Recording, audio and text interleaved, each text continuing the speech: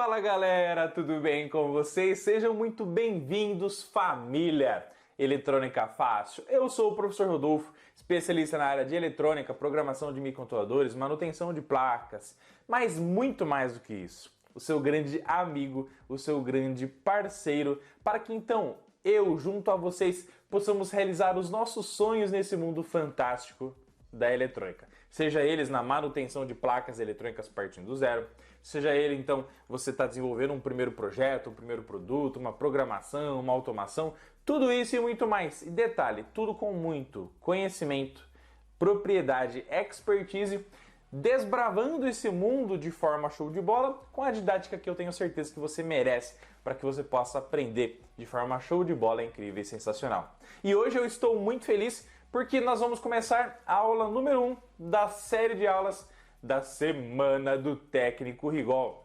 É claro, em parceria com a nossa amada Rigol Technologies, que é o patrocinador master do Eletrônica Fácil e que também apoia a luta pela melhoria da área de eletrônica e educação técnica do Brasil e do mundo. Então, obrigado, Rigol Technologies, por estar apoiando o Eletrônica Fácil e toda a nossa família Eletrônica Fácil. E nessa série de aulas nós vamos quebrar travas, vamos quebrar bloqueios, vamos quebrar todo tipo de objeção relacionada aos seguintes assuntos, pessoal.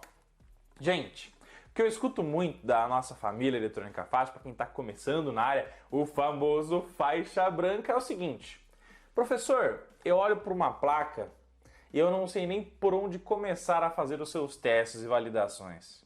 Professor, eu olho para a placa e sinto medo de fazer os seus testes.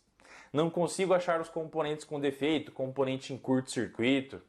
Qual é a maçã podre eletrônica que está culminando no mau funcionamento do sistema inteiro? Eu não consigo fazer esse tipo de trabalho, não sei fazer manutenção em placa. Professor, eu tenho dificuldade em usar o multímetro, a fonte de bancada, o osciloscópio, entre outros equipamentos, para que eu possa turbinar as minhas manutenções eletrônicas, consigo fazer ela muito mais rápido. E detalhe, saber o que está fazendo e não só sair trocando componentes no chute. Ah, eu acho que é esse, eu acho que é aquele, eu vou tirar esse, vou colocar aquele, daqui a pouco você tirou 10, 20, 30 componentes da placa e não era aquele o real defeito.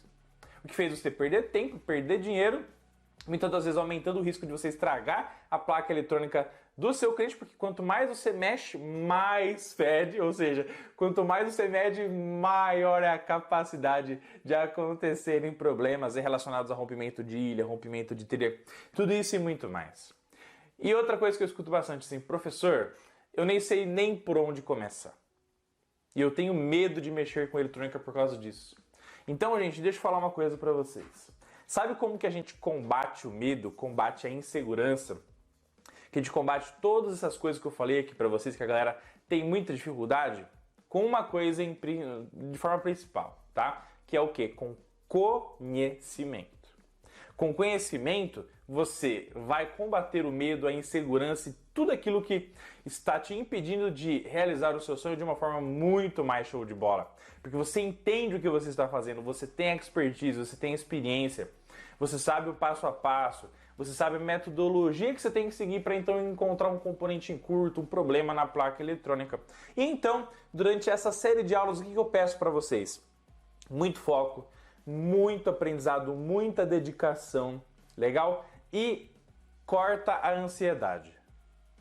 Porque a ansiedade é uma das coisas que mais piora o processo de manutenção e piora o processo de aprendizagem de qualquer coisa na vida da gente. Quanto mais rápido a gente quer chegar lá, mais a gente quer sair pulando etapa. E pulando etapa, uma hora ou outra, a gente acaba tropeçando, caindo, machucando, e aí a dor é muito maior. Então é muito mais fácil você aprender com calma, passo a passo, que é o que eu vou apresentar para vocês na Semana do Técnico Rigol, na Copa Eletrônica Fácil, e nessa semana, que é a semana do aprender a achar curto-circuito em placa eletrônica partindo do zero, tá bom? Então vá com calma, assista a série de aulas, porque tudo que eu for ensinando para vocês, na aula 1, 2, 3, 4, 5, e nos materiais que a gente vai mandar para vocês lá no grupo VIP, tá? Inclusive, se você ainda não se inscreveu nesse evento online gratuito, clica no link aqui da descrição, deixa o seu like, entra pro grupo VIP do WhatsApp e fica lá que tem muita surpresa top, inclusive prêmios maravilhosos da Copa Eletrônica Fácil, tá bom? Então, tudo aquilo que eu ensinar tem um porquê. Tá tudo planejado para você criar e organizar esse conhecimento top que vai fazer você enfrentar os seus medos de uma forma muito mais incrível, show de bola e sensacional. Então crava o dedo no like, deixa a hashtag RigolTop aqui no campo de comentários, porque é graças a ela que a gente está fazendo esse evento sensacional para vocês. E venha junto comigo, que juntos somos mais fortes, chegamos mais longe, fazemos diferença na educação técnica, na área de eletrônica do Brasil e do mundo. Vamos que vamos, vamos pra cima!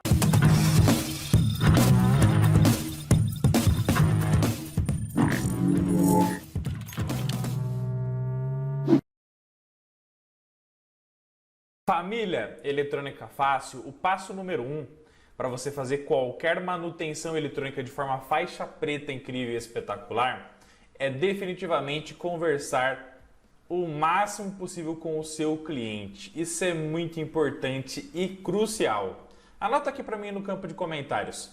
Converse com o seu cliente.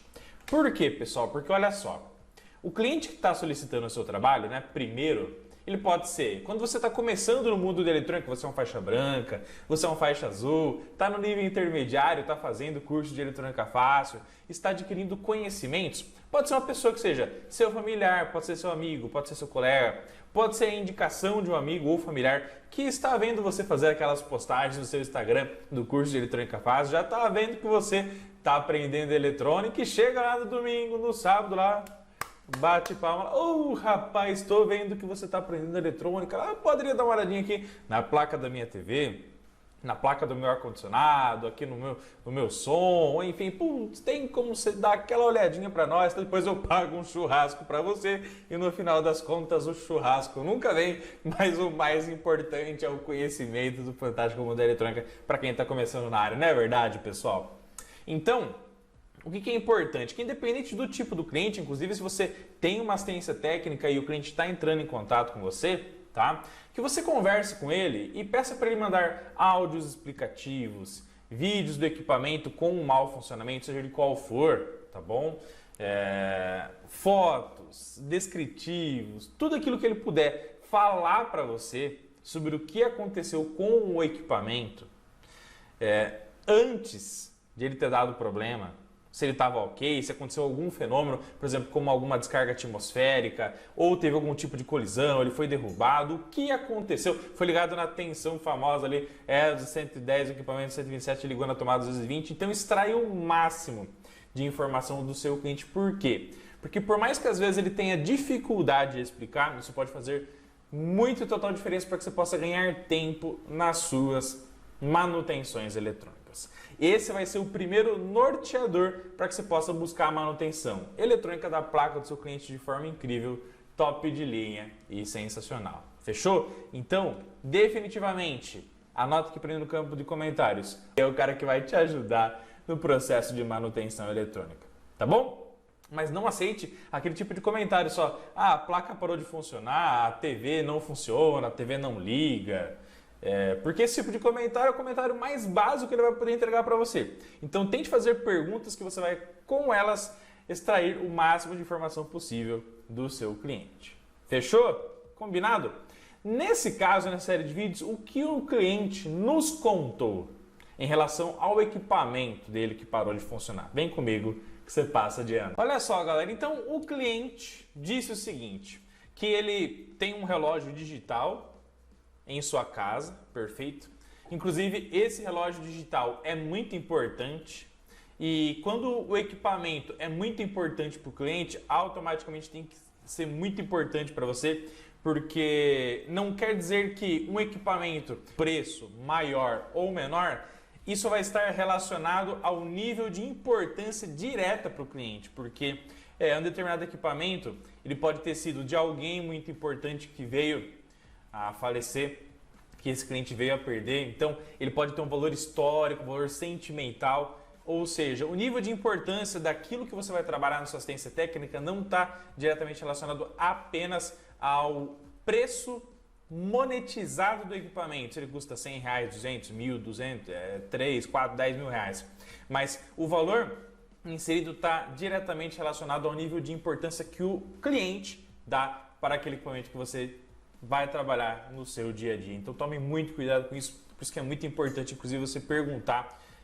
qual o nível de importância daquele equipamento, a história daquele equipamento, quantos anos ele tem, né? Já faz muito tempo que o cliente tem, para que o cliente possa estar citando isso aí para você, para que você possa estar tratando cada vez mais e com o maior carinho possível os equipamentos, as placas e tudo aquilo que o cliente levar para sua assistência técnica, tá?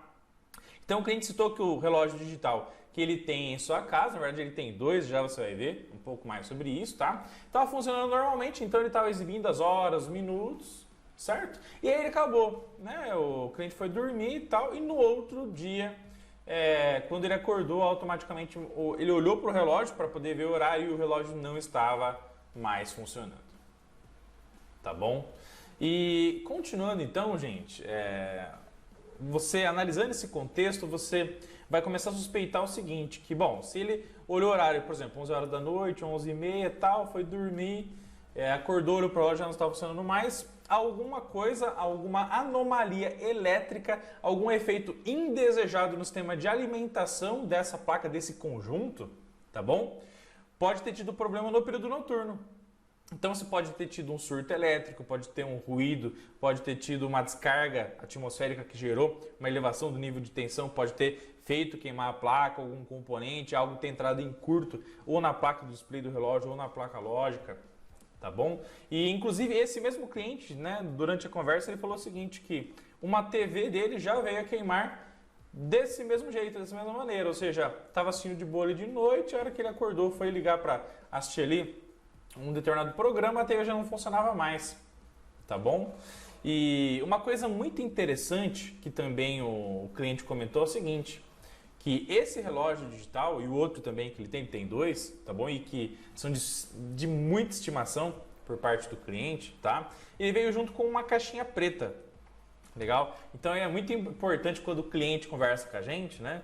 Que devido ao cliente não ter conhecimento, ele vai falar, pô, ó, tinha uma caixinha preta que estava ligado na tomada, 127 volts, e a saída estava ligado nesse equipamento, nesse relógio, tá bom? Ele não sabe exatamente que a caixinha preta vai ser uma fonte de alimentação, que vai entrar 127, vai sair 5 volts, 6, 12 volts, mas ele chamou de caixinha preta, tá? Então ele disse que tem uma caixinha preta que estava ligada numa régua de tomadas, certo? Que estava ligada na tomada 127 volts, legal? E, inclusive, essa caixinha preta estava ligada numa régua de tomadas, legal? E nessa mesma régua ele aproveitava para ligar a alimentação do seu PC, do seu computador na mesma régua, tá bom? Aí o cliente ainda cita o seguinte, que ele percebeu, tá bom, que o relógio digital parou de funcionar e ele automaticamente bateu o olho no LEDzinho que fica lá na régua de tomadas. Então a régua de tomadas, geralmente quando você alimenta ela e ativa a chavinha, né? O LEDzinho vermelho ou verde e tal vai acender falando, opa, o sistema está energizado. E ele olhou para a reguinha e falou, ó, o LED não está aceso. Opa, então será que pode ter sido algum mau contato? Né? Será que a tomada parou de funcionar? Será que algum disjuntor caiu? Enfim, né? E aí, como o cliente é muito curioso, ele citou o seguinte, que daí ele desligou a régua da tomada e ele foi ver lá no porta-fusível, tá bom? Então, como vocês estão vendo aqui, gente, ó, aqui ele tem, a régua de tomada tem um fusível de proteção, geralmente esse fusível de 10 amperes, tá? Que é a mesma corrente que tipicamente as tomadas das residências elas vão estar fornecendo, ou a de 10 ou de 20 amperes, tá? Nesse caso, o fusível ele falou que era de 10 amperes porque estava marcado no fusível o 10A, tá bom? E ele percebeu que o fusível estava queimado, ele estava preto, estava rompido, certo? O elo fusível que liga um terminal ao outro do fusível de vidro. Então, automaticamente, o que todos os clientes fazem, inclusive, se você já fez isso, coloque para mim nos comentários, né, gente? Já aconteceu com você de você ver um fusível queimado, você achar que o problema é só ele, você vai lá, troca, e a hora que você vai ligar o equipamento de novo, o que acontece com o fusível? Acaba queimando de novo? Já aconteceu isso aí com você? Coloque para mim no campo de comentário, só não vai falar. Que aí depois você achou que o fusível ainda era o problema, que você colocou um prego, colocou um arame, colocou lá um fio de cobre, soldou lá um terminal, certo? Entre um ponto e o outro ali do fusível e achou que isso ia resolver o problema. Não fala que você já fez isso, pelo amor de Deus, porque isso é um atentado à segurança. Deixa a hashtag aqui, atentado à segurança eletrônica. Nunca faça isso, porque se o fusível rompeu, quer dizer que alguma coisa está consumindo uma corrente exageradamente alta, tá? Bom, e ele colocou o outro fusível, ligou na tomada e o sistema veio a queimar de novo, tá bom? Então o que ele pensou? Bom, eu estou ligando nessa régua aqui, o PC e a caixinha preta que alimenta o relógio, segundo o cliente, tá?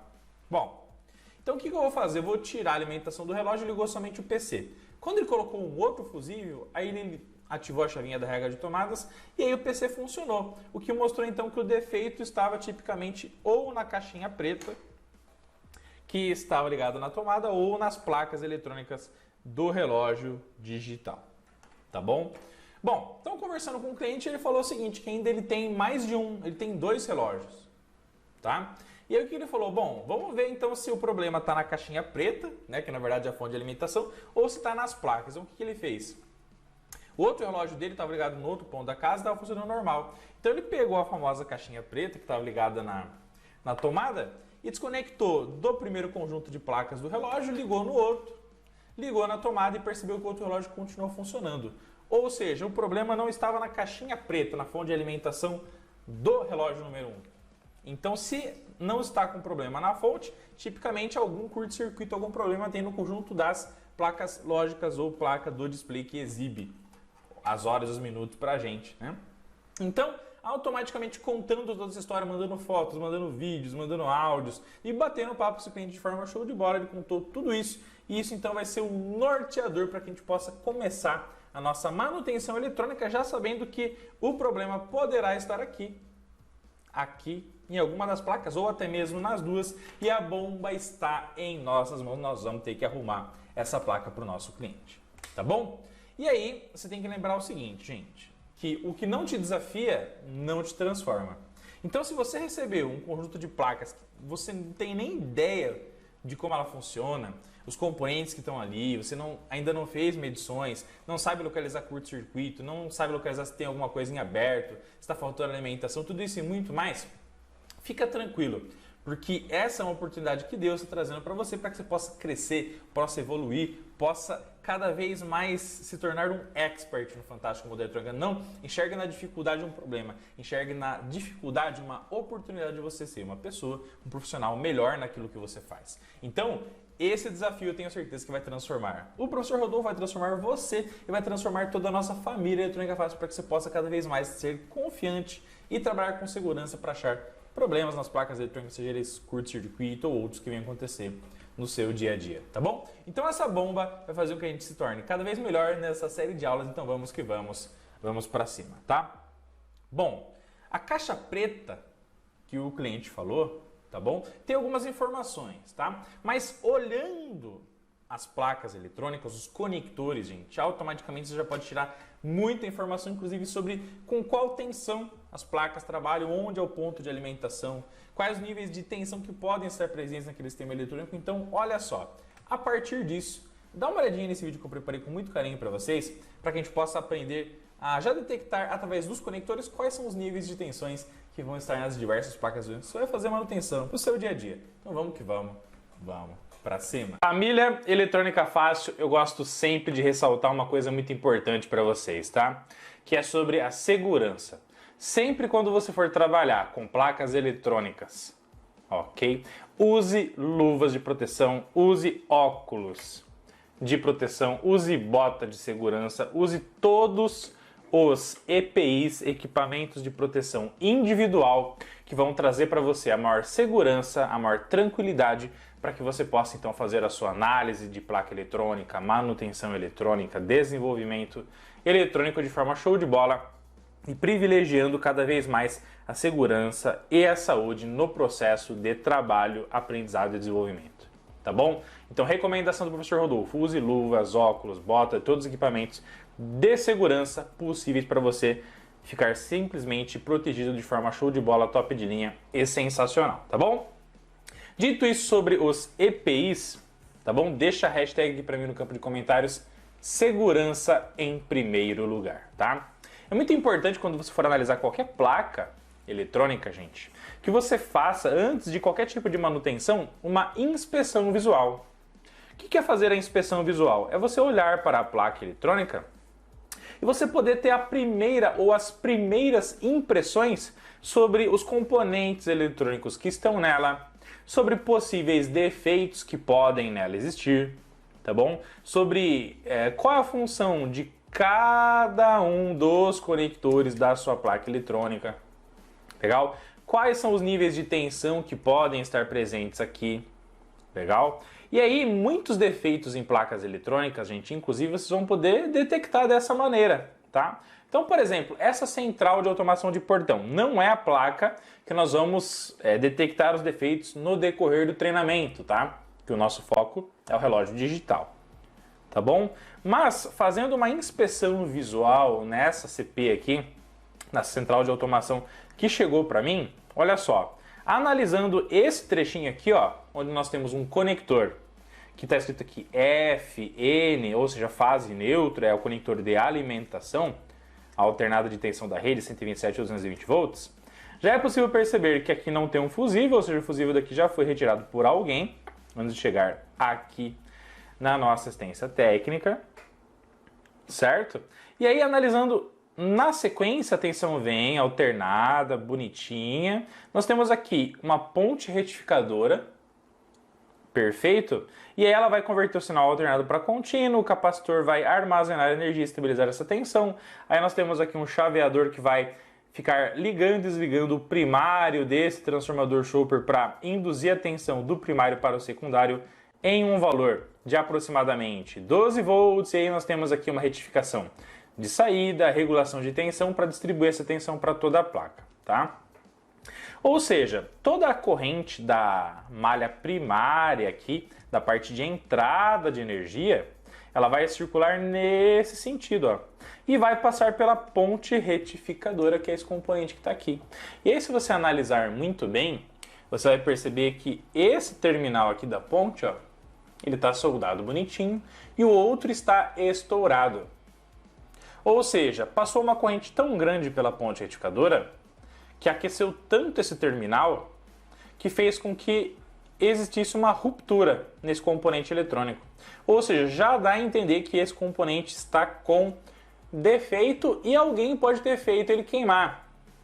Tá bom? Então olha só como a inspeção visual é ultra mega importante. Só olhando visualmente a gente já detecta que esse cara aqui está com um problema e aí a gente vai ter que mapear essa malha primária para ver quem fez ele queimar por sobrecorrente, fazendo ele entrar em curto ou em aberto também.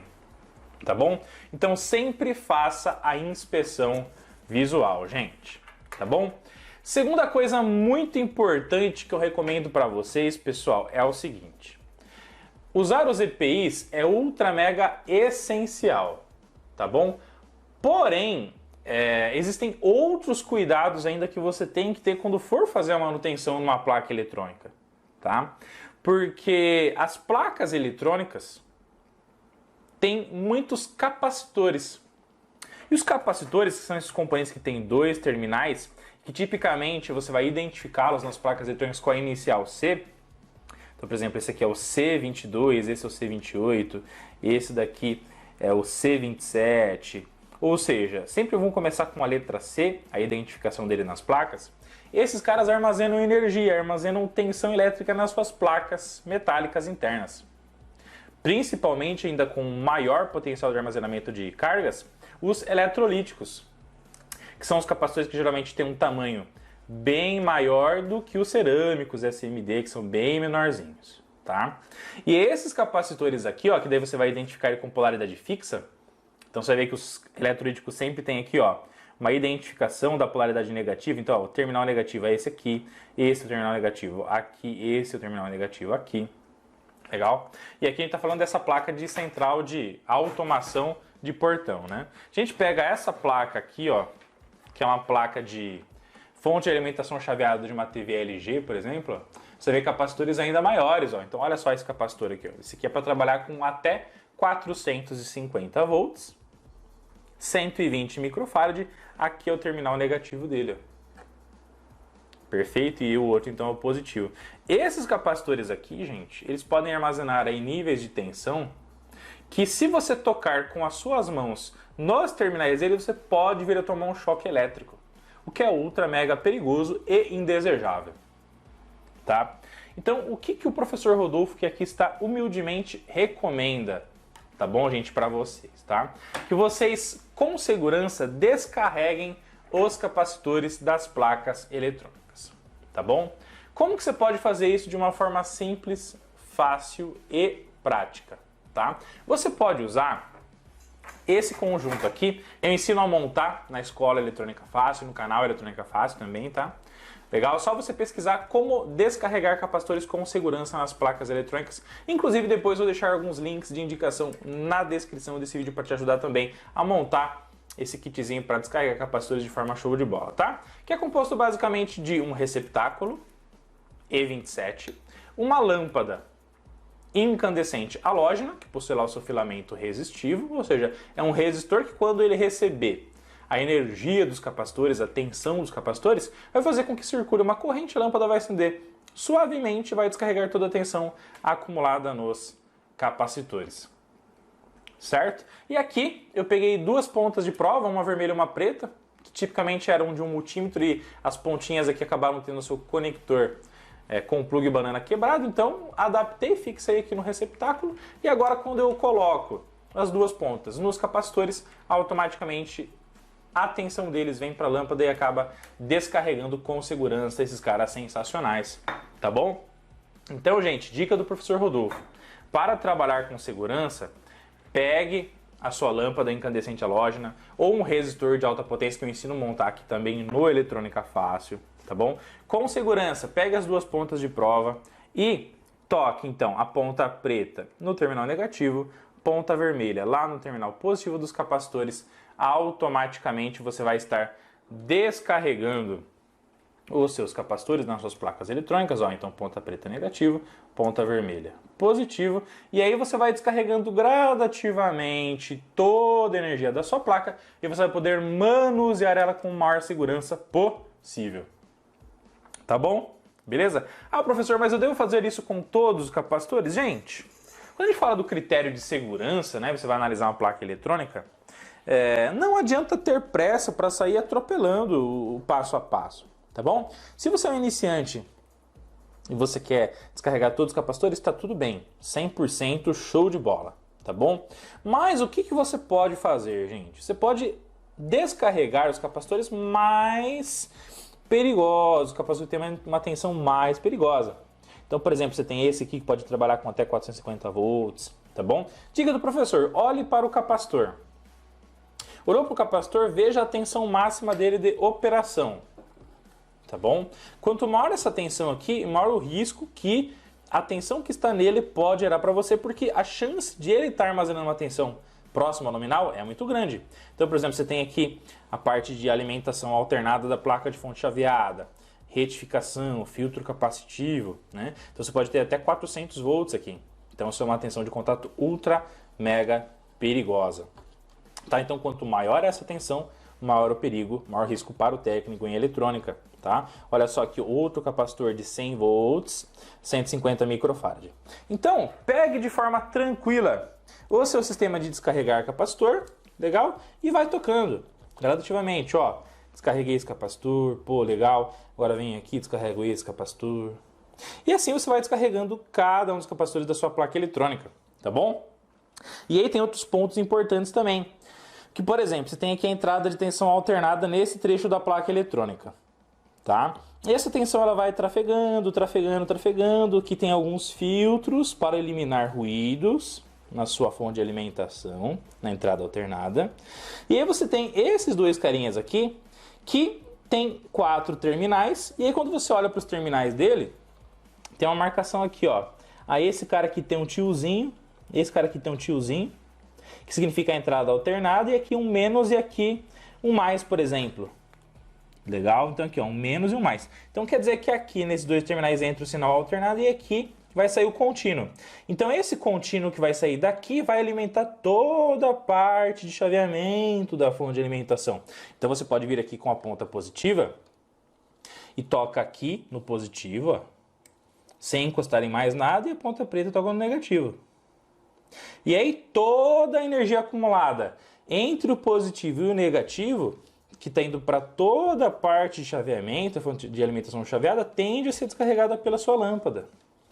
Tá bom, gente? Beleza? Então, essas são algumas estratégias e dicas para você trabalhar com segurança nas suas manutenções eletrônicas, identificação de problemas e muito mais. tá bom? Meus queridos amigos, alunos da família Eletrônica Fácil, uma outra dica muito massa que eu dou aqui para vocês é o seguinte, tá? Por exemplo, na saída dessa fonte de alimentação chaveada, tá bom? Você tem aqui um conector que vai sair um cabo de transferência de sinal, certo? Da placa da fonte para a placa principal. E aqui na parte de baixo da placa, tá bom? Onde tem os componentes SMD soldados, então aqui é o famoso top copper, que é a parte de cima, o top layer, e aqui é o famoso bottom layer, que aqui é onde a parte que nós temos as trilhas, a soldagem dos componentes SMD, ou seja, soldados na superfície. Aí analisando então, gente, nós temos aqui uma serigrafia, nós temos aqui um silk screen, nós temos aqui uma marcação no bottom copper, na parte de baixo, no bottom layer da placa eletrônica, que é chamado também de bottom silk, tá bom, gente? Silk da parte de baixo da placa, tá? E essa marcação é muito legal, que ela vai ajudar a gente a saber qual é a função de cada um dos terminais aqui desse conector. Então a gente, por exemplo, olhando aqui, ó, você consegue ver que pulando o primeiro aqui, o segundo, o terceiro e o quarto pinos da direita vão ter qual tensão? 12 volts. Depois, nós vamos ter na sequência 2 com GND, 2 com 0 volts. Depois 2 com 3,5 volts, depois 2 com GND de novo. Depois outro com 24 volts. E no lado esquerdo 24 volts. E embaixo aqui, desse terminal aqui, ó, 24 também. Nós vamos ter aqui, do lado direito do último 24 volts, o power on. Legal? E é isso que é muito importante para que você tenha noção dos níveis de tensão elétrica, que quando essa placa estiver funcionando, você vai poder medir com o seu voltímetro da Rigol Technologies, com o seu multímetro de bancada da Rigol Technologies, e achar que então para poder verificar se alguma dessas tensões está faltando no seu circuito, para você poder então com essas medições selecionar qual delas que podem estar com problema e que estão fazendo com que a outra placa não funcione com sucesso, tá bom? Mas eu estou falando isso aqui por quê? Porque se você quer trabalhar com segurança também na parte de saída, de tensão, onde você tem a tensão geralmente em níveis muito mais baixos, tensão de entrada, tensão do nível da rede elétrica na fonte de alimentação. 127, 220 volts, tá? Retificou, filtrou na placa, pode chegar até 400 volts, que é a tensão de pico. Legal? Aqui, se você quiser descarregar os capacitores que estão entre mais 12 e 0, entre mais 3,5 e 0, entre mais 24 e 0, o que você pode fazer? Você pode pegar, com muito carinho, a tua lâmpada, que vai servir como o descarregador de capacitores, legal? E aí, você gradativamente vai tocar os dois terminais da sua lâmpada, perfeito? Entre o ponto positivo da alimentação de saída e o negativo. Por exemplo, tá? O que você pode fazer? Ah, professor, eu quero descarregar os capacitores da saída da fonte que vão mandar os 12 volts aqui para nós. Então, o que você faz? Ó, coloca aqui a ponta vermelha no 12, encostando em um terminal por vez, e a ponta preta no GND. Qualquer um dos GNDs, tá, gente? Aqui, ó, por exemplo, aqui, ó. Legal. Nesse momento, todas as cargas acumuladas entre mais 12 e 0 foram descarregadas pela lâmpada, tá bom? Daí você pode pegar e descarregar entre mais 3,5. Então aqui, ó, 3,5 tá aqui, ó. Então entre mais 3,5 e 0. Beleza, toquei aqui. Agora eu quero descarregar entre mais 24 volts e 0. Então onde que eu tenho mais 24? Ó, eu tenho aqui, ó. E onde eu tenho 0? Ah, 0 eu tenho, por exemplo, aqui. Beleza, ou aqui também, ó. E aí você, tocando entre a saída positiva e a negativa, você vai pegando essa energia que pode estar acumulada nos capacitores entre esses dois pontos, entre um ponto negativo e um positivo, e você descarregar essa energia para você poder manipular a tua placa eletrônica com muito mais segurança, ok? Meus queridos, se os capacitores da sua placa foram descarregados com sucesso, qual é a tensão elétrica que nós iremos medir com o multímetro de bancada da Rigol DM3058E entre os terminais positivos e negativos dos capacitores, ou até mesmo nos positivos e negativos aqui das tensões de saída e também lá nas tensões retificadas e filtradas da parte primária da sua placa eletrônica, tá bom? Se os capacitores estão descarregados, eles estão sem energia, a tensão que deve ser exibida aqui no multímetro de bancada da Rigual é bem próxima a 0 volts, tá bom?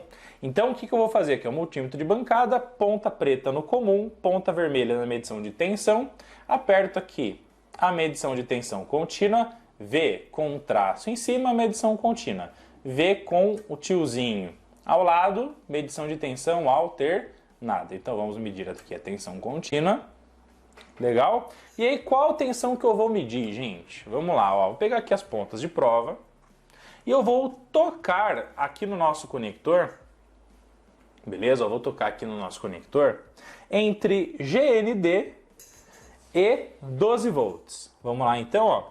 Então aqui eu tenho, ó, 12 volts, ó, nesse ponto aqui. E aqui eu tenho GND. Vamos lá, ó. Qual é a tensão que marcou? 0 volts.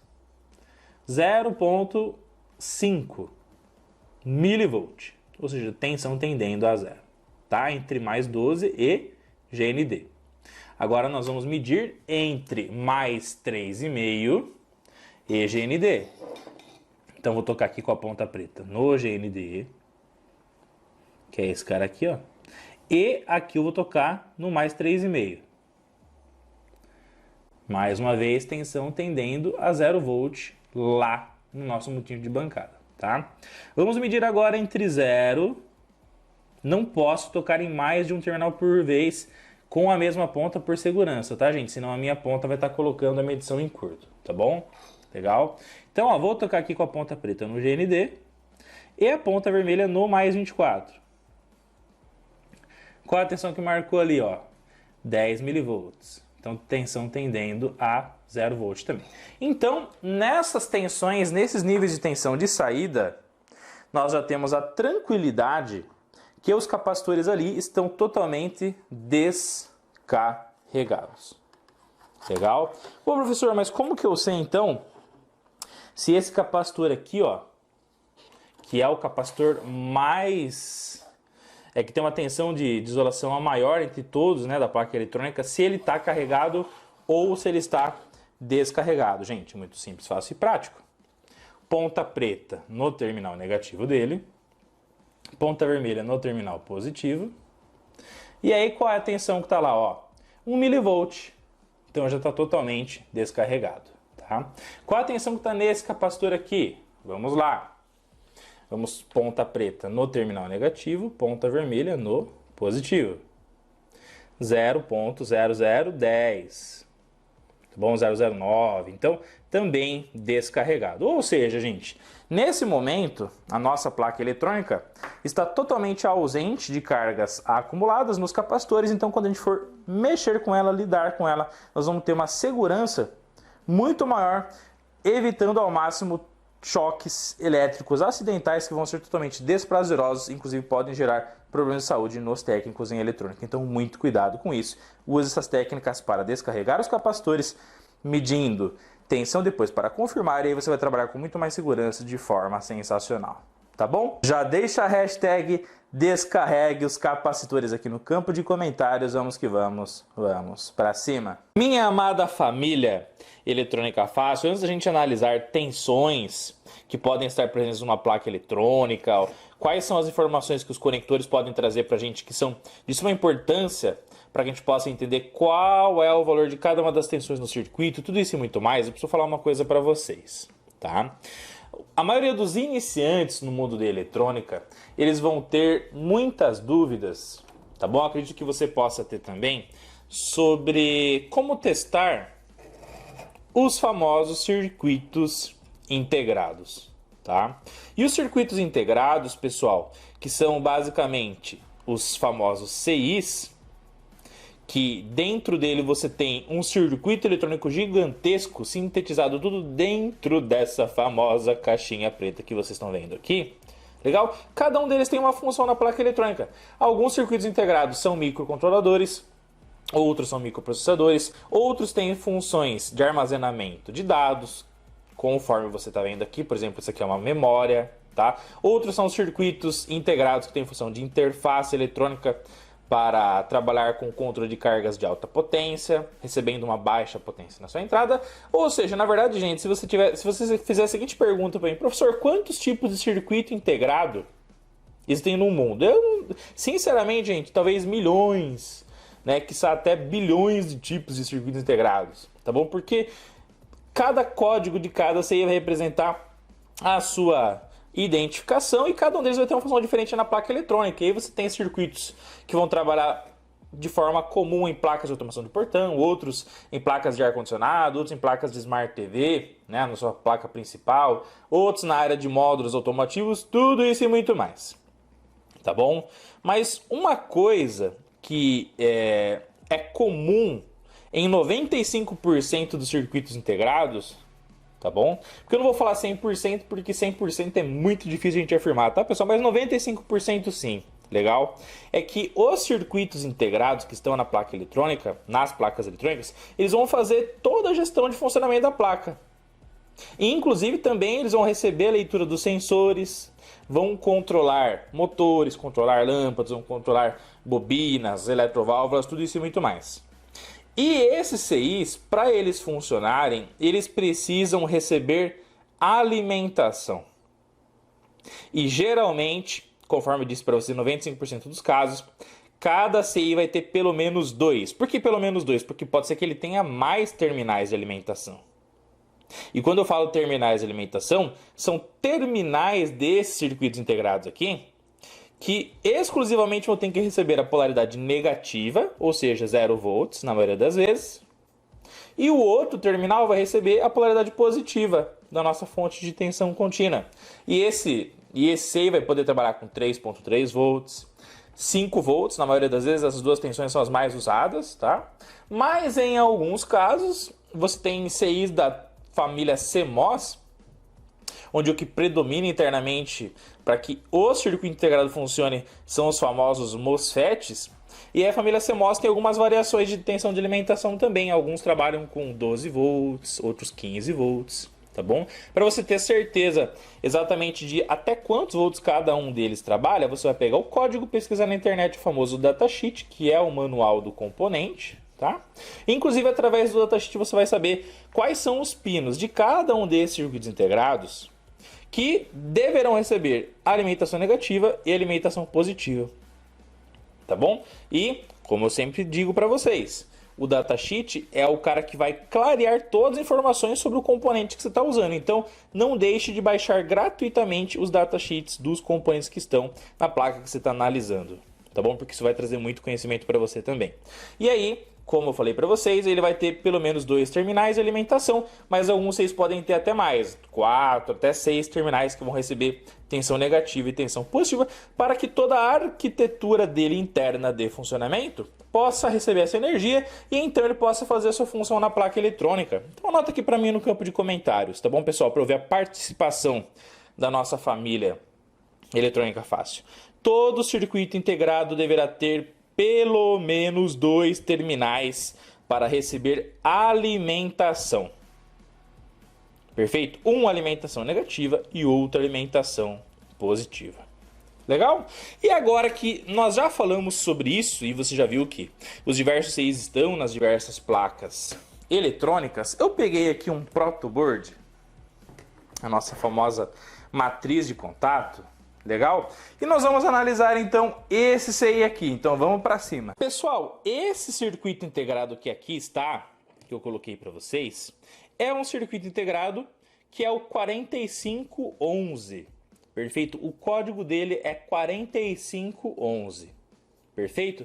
E inclusive esse aqui é um circuito integrado PTH, ou seja, os pinos desse componente, quando você soldar ele na placa, vão atravessar a placa para você soldar eles do outro lado da placa, tá bom? Então, esse cara aqui é um 4511 PTH, tecnologia PTH de fabricação do componente eletrônico, certo? Esse aqui é um 4511 SMD. E o que significa SMD? É um componente que é Surface Mounting Device, ou seja, ele é soldado na superfície da placa eletrônica.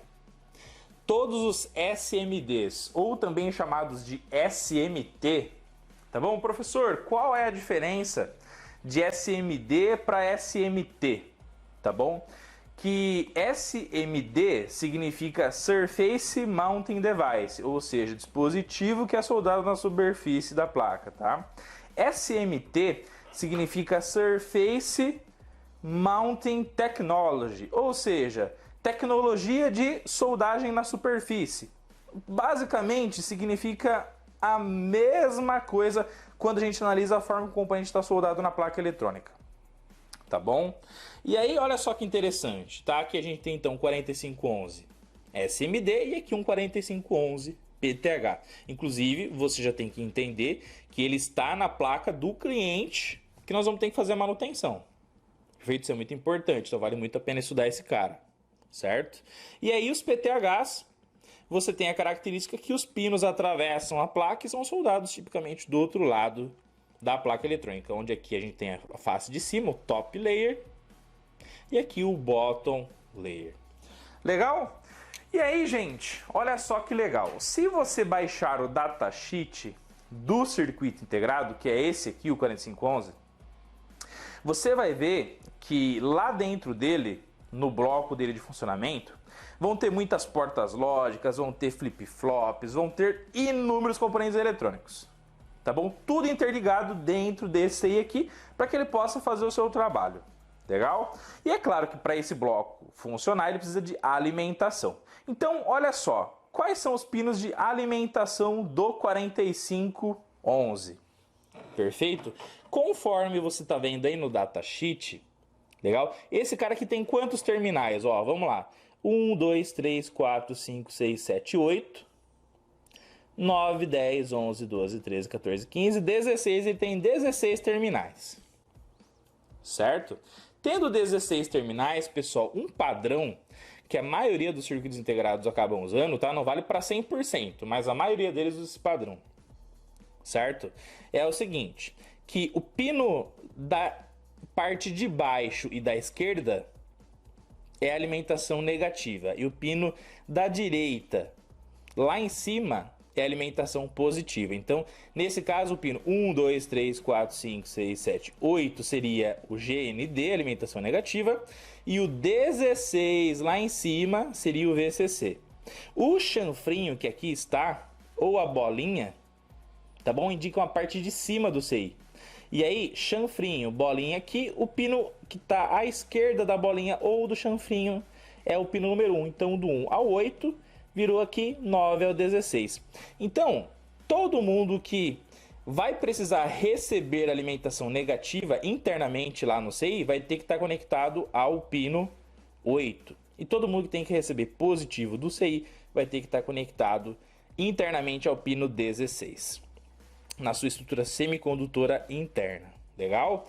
E é claro que quando a gente avalia as portas lógicas e tudo aquilo que está dentro dele, tudo isso acaba sendo convertido em quê?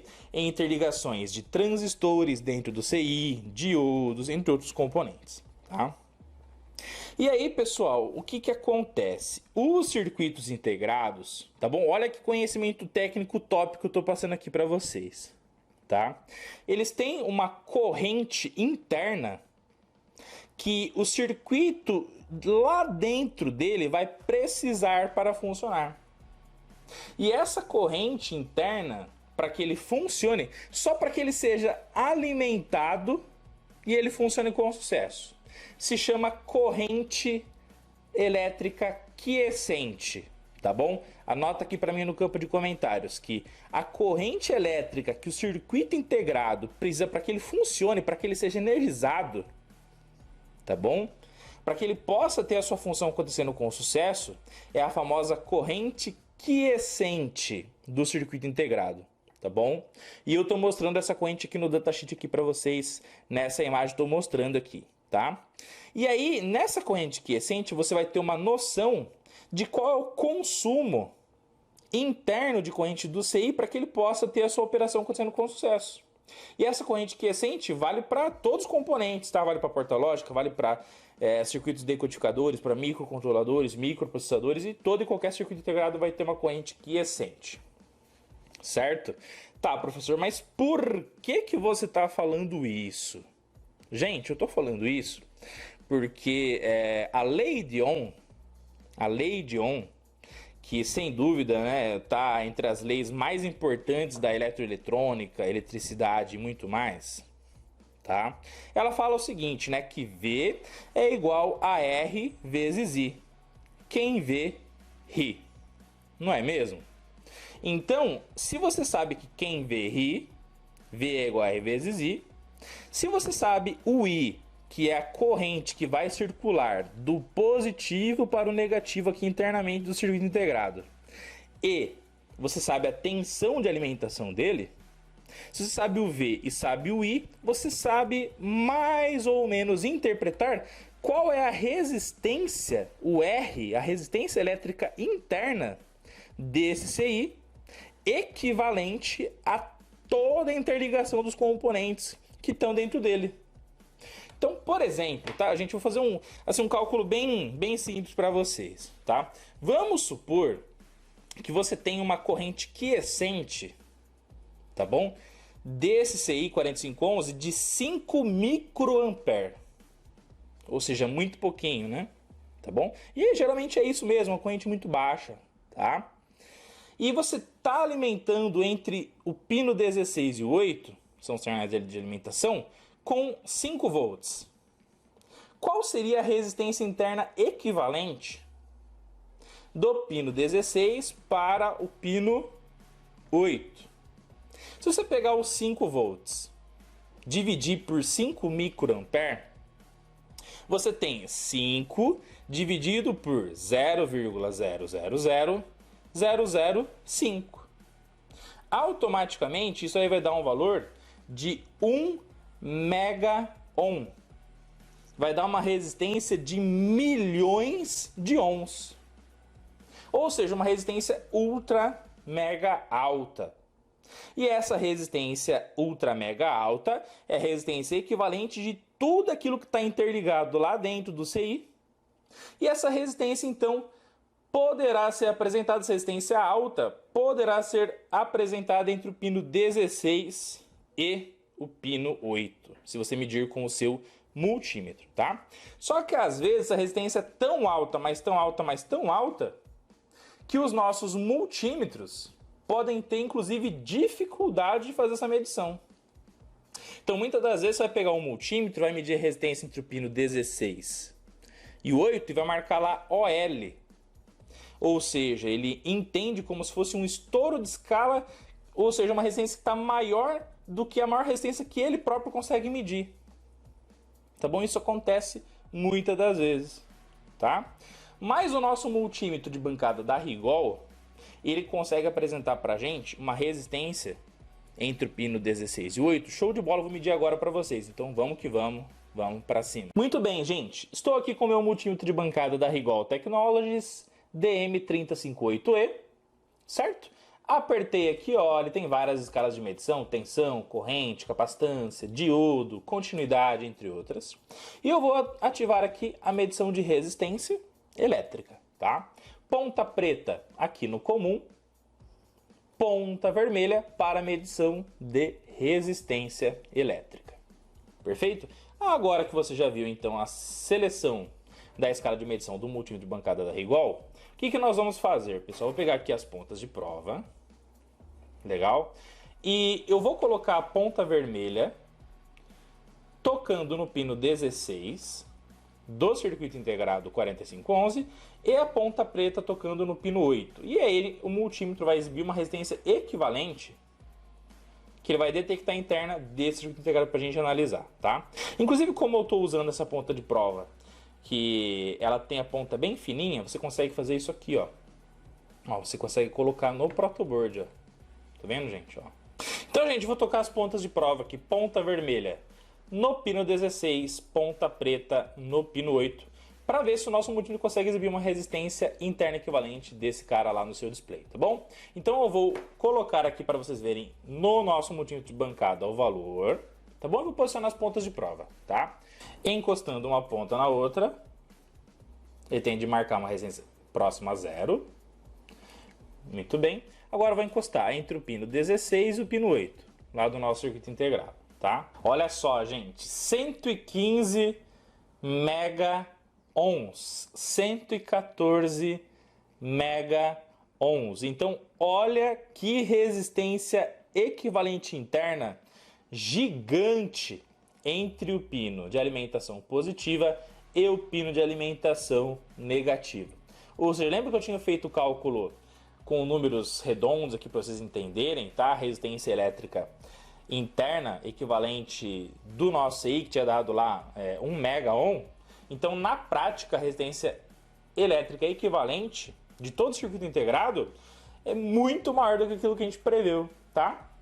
Então, 116 mega ohms. Anota aqui para mim no campo de comentários, tá bom, pessoal? Resistência altíssima. Inclusive, a gente pode considerar como se fosse uma resistência infinita, tá bom? Se você pegar 5 volts e dividir por isso aqui, 100 mega ohm, vai dar um valor gigantescamente baixo de corrente elétrica, tá bom? Ou seja, a corrente que ele precisa para funcionar é ultra mega baixinha, tá bom? Então, uma outra coisa que eu quero que vocês anotem para mim aqui no campo de comentários, para mostrar que você está comprometido com o teu aprendizado, tá bom? É o seguinte, que a resistência elétrica entre os pinos de alimentação de determinado circuito integrado tende a ser de mega ohms, tá bom? A resistência interna entre os pinos de alimentação positiva e negativa de um circuito integrado tende a ser de mega ohms, milhões de ohms.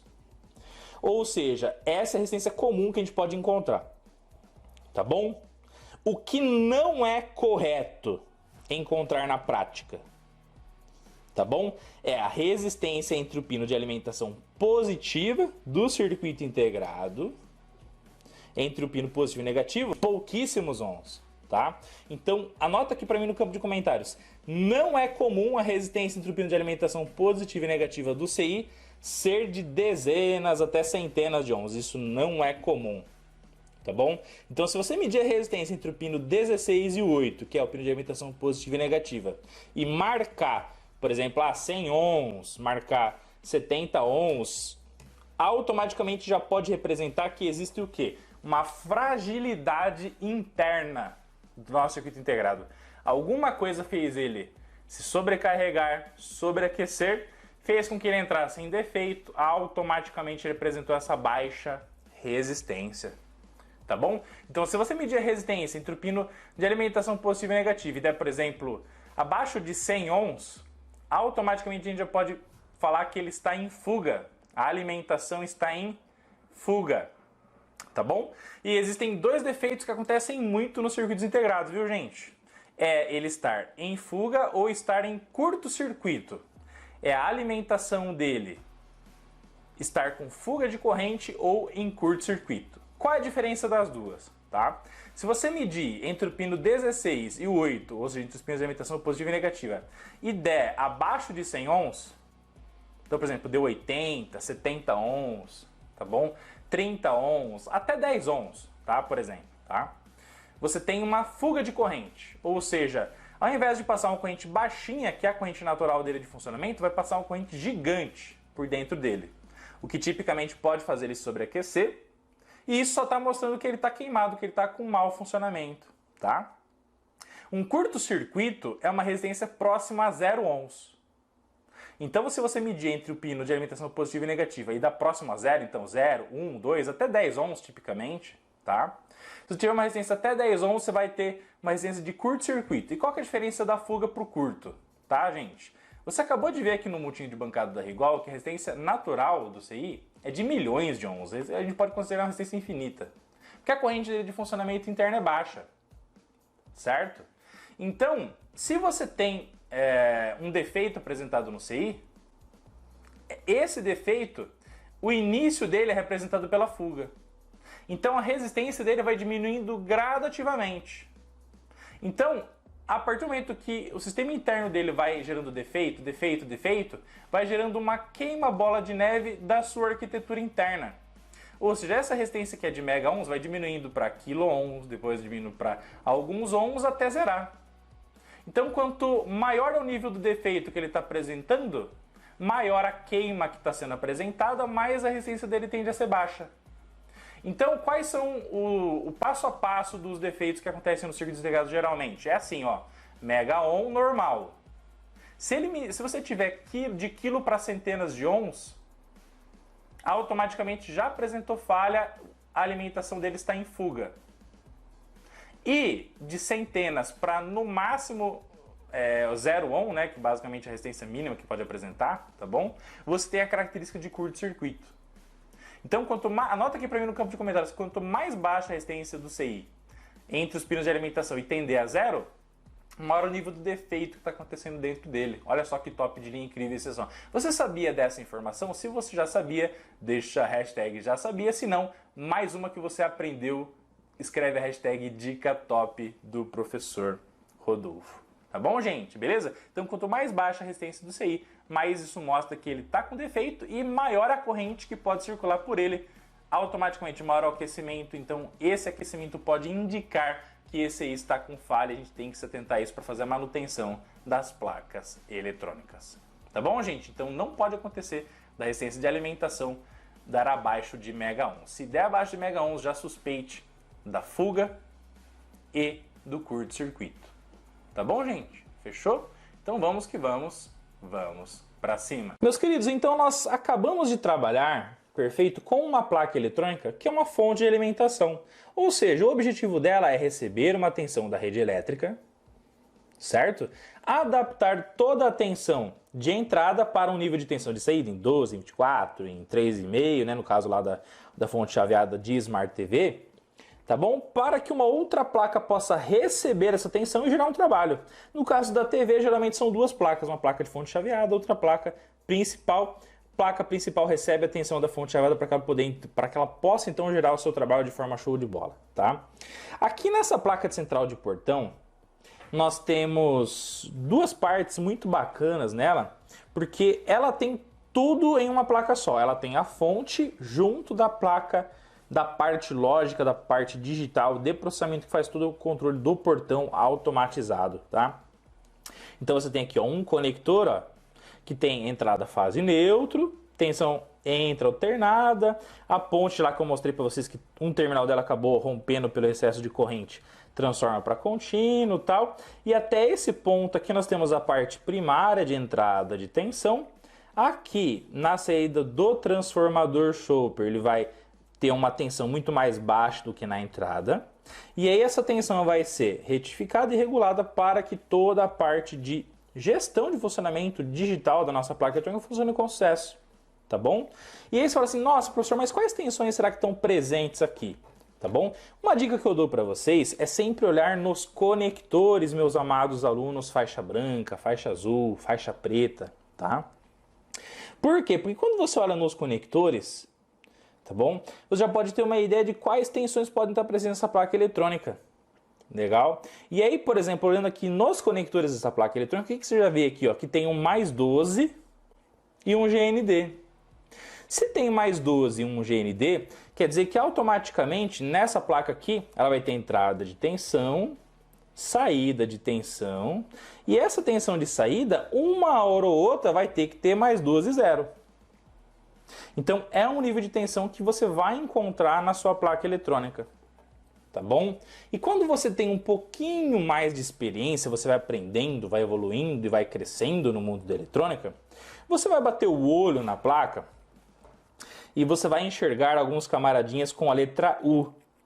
Quando você vê na placa eletrônica componentes que têm a identificação com a letra U, então, por exemplo, aqui, ó, esse cara aqui, ó, U1, esse aqui, U2, esse aqui, U5, certo? Esse daqui, ó, U7, esse aqui, U10, esse daqui, U4, legal? Os circuitos integrados, eles são identificados nas placas eletrônicas com a letra U. E aí, os CIs que fazem a gestão do funcionamento da placa eletrônica e que começam com a letra U e que vão fazer o trabalho total para que essa placa que possa controlar o portão ou possa controlar outro equipamento, enfim, dependendo da função da placa, esses caras aqui geralmente não trabalham com tensões elevadas. Os CIs digitais geralmente vão trabalhar com 5 volts, vão trabalhar com 3,3 volts.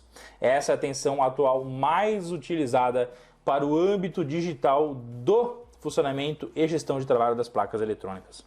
E aí, quando você entende isso, certo? E você olha assim, pô, professor, mas aqui eu só tenho 12. Mais 12 e 0. Então, será que vai ter que ter alguém na placa eletrônica que vai pegar esses 12 volts e vai diminuir para 5, diminuir para 3.3? Opa, existe uma grande chance. Legal? Então, olha só que interessante. Não é porque aqui eu só tenho 12 e 0 que em toda a parte secundária aqui só vai ter 12 e 0. Não é isso. Isso é uma inverdade. Olha só. Essa é uma mentira. Não é verdade, tá, pessoal? Então, o que você tem que fazer? Segue a trilha. Segue a trilha, segue o fluxo, vê como os componentes estão interligados, gente. Seguindo as trilhas, você vai automaticamente vendo como os componentes estão interligados, como que um está conectado no outro, qual que é a função de um junto ao outro. Então, por exemplo, seguindo as trilhas aqui, ó, você vai ver que a tensão de saída do transformador Chopper vem com uma trilha que chega nesse carinha. Então aqui eu tenho um sinal alternado que entra nesse diodo, o diodo tem a função de converter o sinal alternado para contínuo, aí esse capacitor vai pegar esse sinal, vai armazenar essa energia, vai tornar ela linear, e essa tensão vai chegar aqui, ó.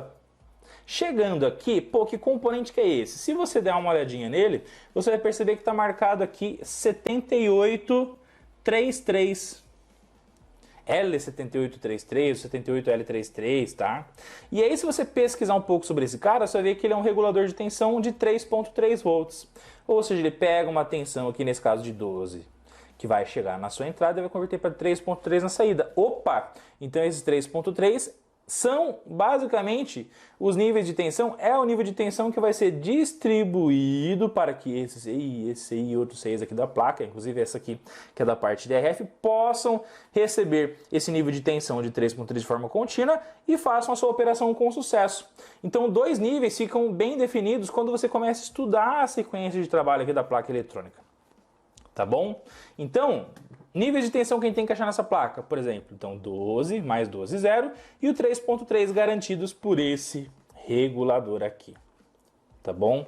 E isso é muito importante, pessoal, olhar para a placa eletrônica e começar a fazer esse estudo para que você possa estar por dentro de quais níveis de tensão podem estar presentes na sua placa eletrônica, inclusive para você depois, se desejar, usar a fonte de alimentação ajustável para alimentar esse trecho aqui do secundário, para que você possa ver o funcionamento dele independente do primário. Olha só que legal. Você não tem aqui, por exemplo, nessa ocasião, uma ponte retificadora que tem um terminal quebrado aqui? Então isso aqui já sinaliza que alguma coisa aqui na malha primária está com defeito, está com problema, pode ter um curto-circuito, pode ter um mau funcionamento aqui. Então você vai ter que estudar onde está o problema aqui para poder fazer a manutenção, correto?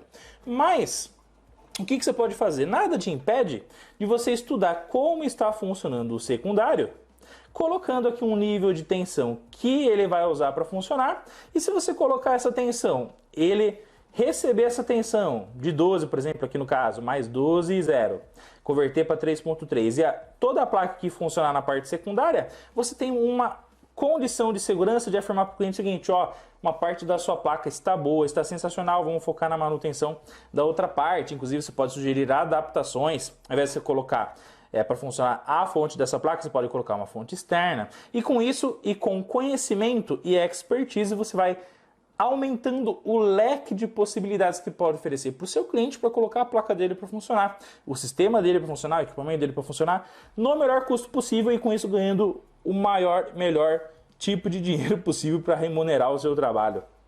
Legal? Beleza? Então, olhe para as placas eletrônicas e fique de olho nisso. Fique de olho na tensão dos conectores. Deixa aqui, anota aqui no campo de comentários. Fique de olho na tensão dos conectores, porque isso vai nortear para você quais são as tensões que podem estar presentes nas placas eletrônicas. Legal? E seguindo a trilha, você poderá então encontrar outros níveis de tensão a partir dos reguladores de tensão que vão estar nas placas eletrônicas de forma show de bola. Então fique de olho na tensão dos conectores e dos reguladores de tensão, porque isso vai indicar para você as tensões que você irá encontrar na sua placa eletrônica, tá bom? E isso vai fazer com que você depois possa parametrizar essa tensão numa fonte de alimentação ajustável para testar parte a parte da sua placa com muito mais segurança. Tá bom? Gente, é bom demais estudar o fantástico mundo da eletrônica, ter conhecimento, como eu falei para vocês, para que a gente possa enfrentar os nossos medos, as nossas travas, qualquer tipo de bloqueio que existe em nossa mente, que eletrônica é difícil, que eletrônica não dá para desmistificar como as coisas estão interligadas, a função de cada um dos componentes. Gente, tire isso da sua mente e vem comigo que você passa de ano, pois juntos somos mais fortes e chegamos mais longe sempre, tá? Olha só que bacana. Lembra que eu falei para vocês que é muito importante a gente analisar então os conectores, os reguladores de tensão nas placas, para a gente saber os níveis de tensão que vão estar presentes aqui? Bom, 12 volts está ok, já está aqui no nosso conector, está fácil de identificar.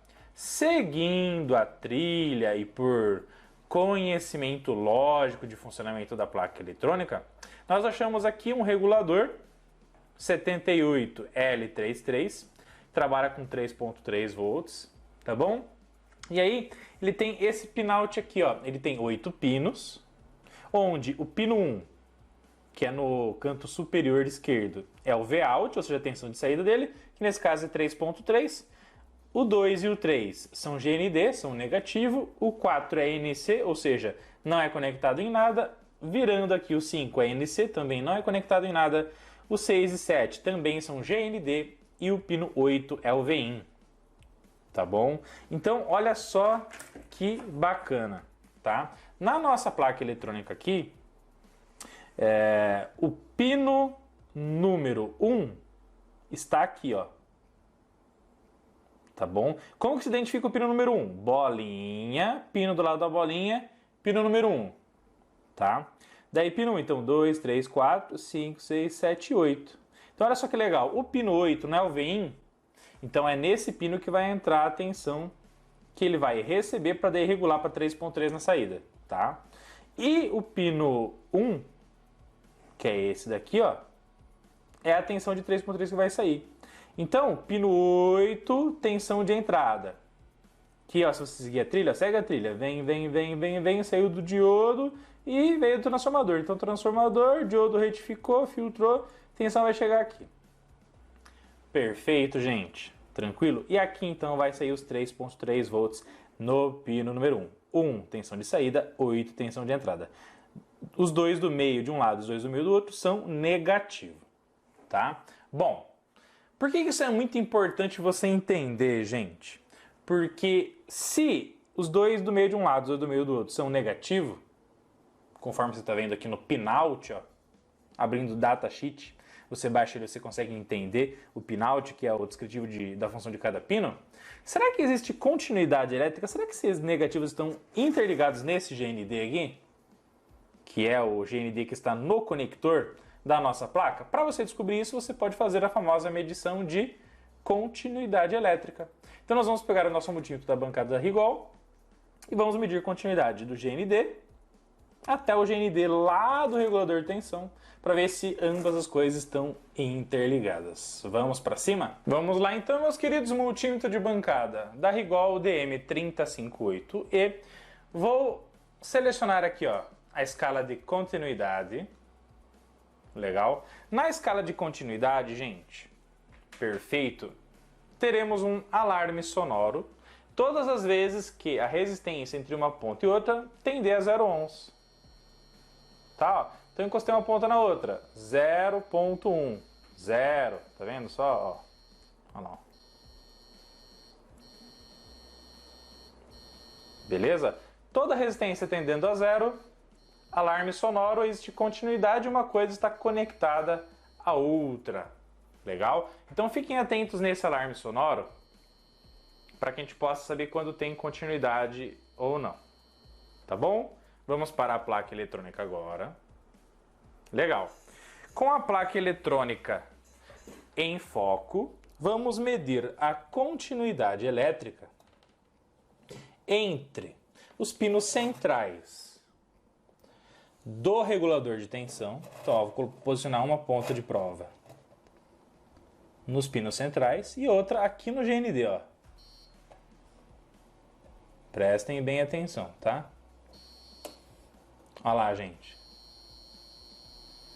Continuidade.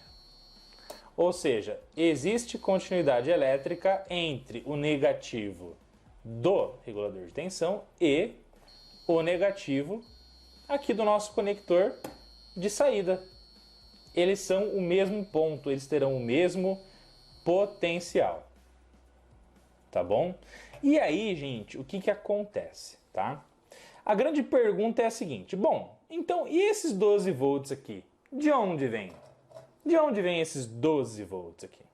Se a tensão aqui do secundário do transformador passa pelo diodo, filtra com o capacitor, e aquele, a partir da sequência que ele já vira 3.3 para distribuir para toda a parte digital da placa, e esses 12 volts vêm da onde? Porque não tem regulador de 12 aqui, tá? O único regulador aqui é de 3.3.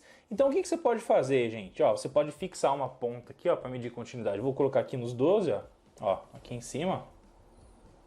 E aí você vai começando a tocar. Bom, vamos tocar aqui na saída do diodo para ver, ó. Olha que interessante, gente. Ou seja, os 12 volts, eles vêm da onde, gente? Ó. Eles vêm exatamente lá da saída da retificação. Então saiu tensão do transformador, converte em contínuo, filtra e aqui é o ponto dos 12 volts. Ó. Olha lá. Perfeito? Então agora nós já sabemos onde está o potencial de 12 volts, de onde ele vem e onde está conectado o potencial de 0 volts. Olha só que incrível, show de bola e espetacular, tá, gente? Beleza?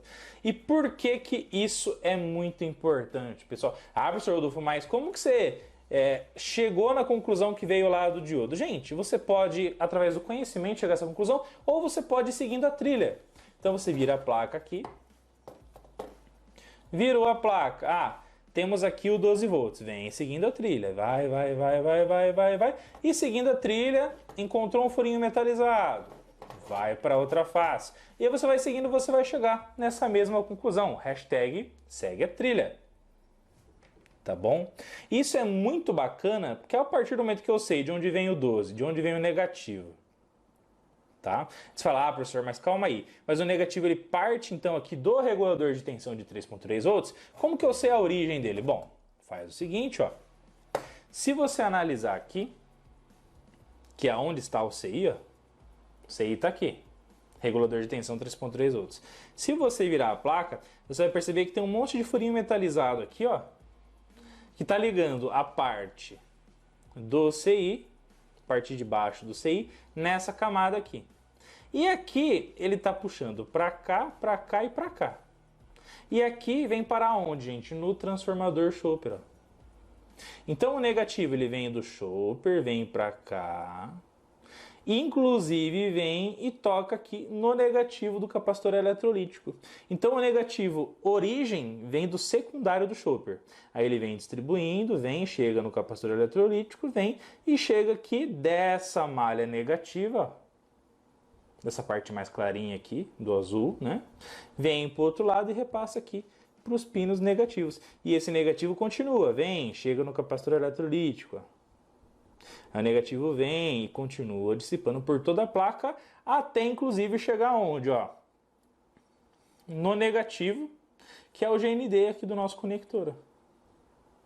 Beleza? Então, para você saber quando uma coisa está conectada à outra, você pode ir seguindo a trilha e para confirmar se realmente as coisas estão interligadas, você realizará o teste de continuidade elétrica.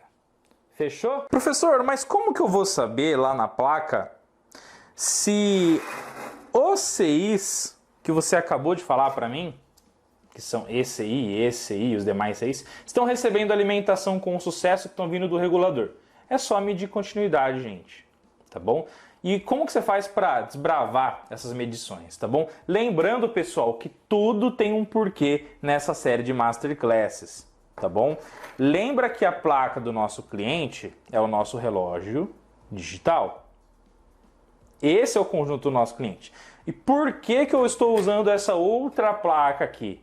Para bater esse papo aqui com vocês, para agregar valor e ensinar vocês. Para mostrar para vocês que as placas que estão em todos os lugares do nosso dia a dia, nos diversos âmbitos, você vai poder fazer a mesma análise de forma incrível, show de bola, sensacional, e tudo que você aplica em uma, você pode aplicar na outra de forma espetacular.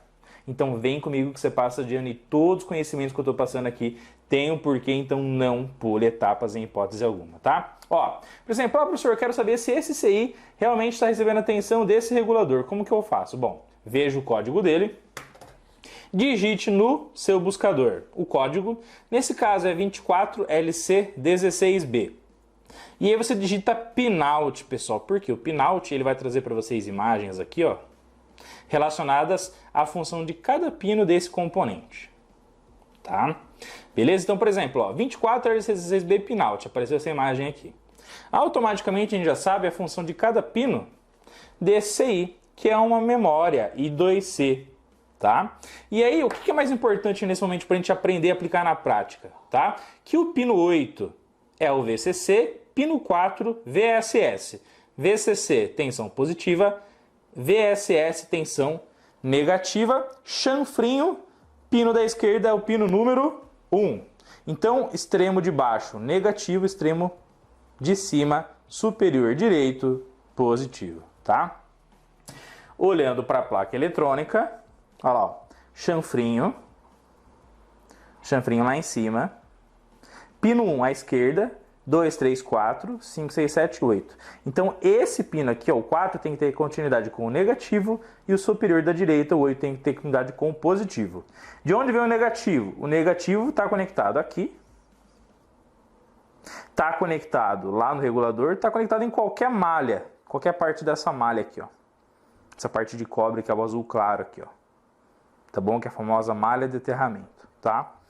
Beleza? E o positivo, que é lá no pino 8, tem que ter continuidade com o pino de tensão de saída do regulador. Perfeito? Que é o pino número 1, que é esse pino aqui, ó. Primeirinho, tá? Vamos medir então? Olha só. Vou colocar a placa aqui. Eu tirei a luva nesse momento para poder usar o celular, tá, pessoal? Para poder mostrar para vocês de forma show de bola essas continuidades elétricas, tá? Anota aqui para mim no campo de comentários. Tudo tem um porquê, tá bom? Porque se eu estou explicando isso aqui é porque todo esse conteúdo é muito valioso para todos vocês, tá? Então vamos lá, ó. Primeiro, vamos encostar uma ponta na outra. Alarme sonoro, 0 ohms, continuidade. Vamos medir continuidade do pino 4, que está aqui, ó, vou encostar só nele, ó, até aqui o conector KRE, onde está escrito GND. Ah lá, gente, continuidade. Perfeito. Agora do pino 4, que aqui está, ó, vou tocar só nele, lá no meio do regulador de tensão. Continuidade elétrica. Então, esse pino tem o seu GND conectado com os demais GNDs aqui da nossa placa eletrônica. Está tudo interligado, tem tudo continuidade entre eles, tá? Beleza? Agora vamos medir aqui, ó, do pino 8, que é esse cara aqui, ao pino de tensão de saída lá do regulador. Vamos lá. Aí, gente. Então é assim que a gente confirma as nossas teorias, que a tensão de saída saiu lá do regulador, chegou aqui no CI, que é a nossa memória I2C, onde vamos ter, nesse caso na placa de automação de portão, gravados todos os códigos, todos os controles remotos, previamente cadastrados para abrir e fechar o nosso portão automatizado. Tá bom, gente? Beleza? Então, pessoal, a partir das medições de continuidade, a partir da análise das trilhas, que a gente consegue enxergar onde uma coisa está conectada à outra, tudo isso e muito mais, tudo isso vai agregar muito valor para que a gente possa detectar onde tem positivo, onde tem negativo, onde tem um ponto de tensão na placa, onde tem outro ponto, onde tem 2, onde tem 3.3, tá bom? Então, acabamos de confirmar que nesse aí está chegando os 3.3 volts, tá? E aí, a análise técnica é muito importante dos componentes, tá? Você pode baixar o manual de cada um dos componentes da placa, tá bom? Baixando o famoso datasheet deles, tá? E como que você baixa o datasheet? dos componentes eletrônicos? Você pega o código do componente, pegou o código do componente, digitou no Google, o 78L33, datasheet, pronto. Você vai achar o manual dele. E por que eu estou falando isso, gente? Porque olha só, esse regulador de tensão, segundo o datasheet, ele tem um I.O., que é uma corrente de output, de até 100 mA.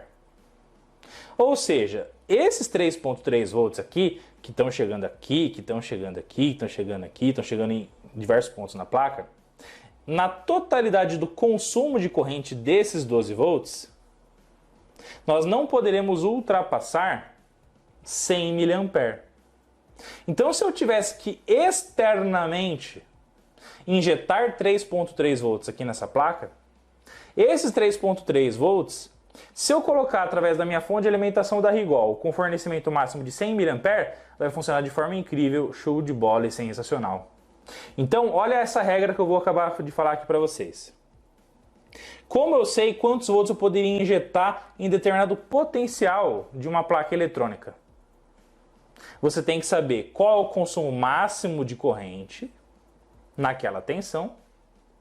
E, para você saber isso, basta você olhar para a capacidade do regulador de tensão. Se você tem um regulador de tensão de 3.3 volts e que fornece 100 mA na sua saída, você pode injetar 3.3 volts com 100 mA que vai conseguir alimentar todos os periféricos que trabalham com 3.3. Porque quem desenvolveu a placa e colocou aquele regulador já dimensionou ele para fornecer até 100 mA em 3.3 volts. Se você tem uma placa que tem um regulador de 5 volts, 1 ampere, isso quer dizer o quê? Que quem está trabalhando com 5 volts vai poder absorver dele no máximo 1 ampere. Certo? Então, o projetista, o desenvolvedor da placa eletrônica, já colocou ele porque ele suporta 1 ampere, que é a máxima corrente que vai poder trafegar naqueles 5 volts. Tudo bem? Tranquilo? E aí, o que é interessante a gente compreender aqui nessa placa eletrônica? Tá? Que aqui, os 12 volts estão vindo de onde? Os 12 volts estão vindo do transformador Chopper. Tá bom? Mas se eu não tenho o primário da placa funcionando, se eu não coloco aqui 127 volts para ele fazer todo o trabalho e gerar os 12 na saída, eu nunca vou conseguir ter os 12 volts aqui se eu não alimentar a fonte de alimentação dessa placa, correto? Mas o que eu posso fazer? Eu posso pegar e colocar 12 volts na saída do diodo aqui, ó. Eu posso colocar 12 volts aqui e 0 no GND, que automaticamente eu, com uma fonte externa, estarei fazendo a mesma função que o secundário do Chopper. Ou seja, eu estou colocando a mesma tensão nesse ponto aqui, ó, que o Chopper colocaria se o primário dele estivesse sendo alimentado pela fonte de alimentação chaveada da placa. Então olha que legal, eu posso colocar 12 aqui e 0. Esses 12 vão chegar no diodo aqui, vão alimentar o regulador de tensão, ele vai converter para 3.3 e vai repassar esse 3.3 para toda a placa e o cérebro eletrônico digital terá que funcionar com sucesso. Olha que top de linha, incrível e espetacular. E esses 12 volts vão queimar o Chopper? Não. Por quê? Porque quando eu colocar os 12 volts, como 12 vem a partir da saída do diodo, o diodo ele permite, gente, corrente em um sentido só, de anodo para cátodo. Então ele permite a corrente desse terminal para esse. Se eu forçar uma corrente aqui, ó, nesse sentido daqui para trás, ele não vai deixar conduzir. Ou seja, eu não vou queimar o Chopper, não vou queimar esse transformador, se eu colocar uma tensão de 12 volts, que vai pegar e vai estar conectada no cátodo do nosso diodo. Porque ele faz essa proteção de só permitir a corrente em um sentido, do anodo para o cátodo. Como nós vamos estar colocando corrente no cátodo, ele vai funcionar como se fosse uma válvula de retenção e não vai deixar essa corrente circular pelo Chopper, evitando que ele queime acidentalmente. Tá bom?